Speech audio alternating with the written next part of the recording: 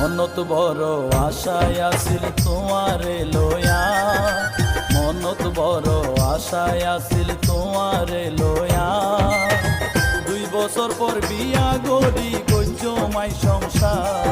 কে বলো আমাকে বলো তোমার বিয়ের বয়স যে হলো, আমার সাথে হবে তোমার বিয়ে বিয়ে বিয়ে বিয়ে বিয়ে বিয়ে বিয়ে বিয়ে।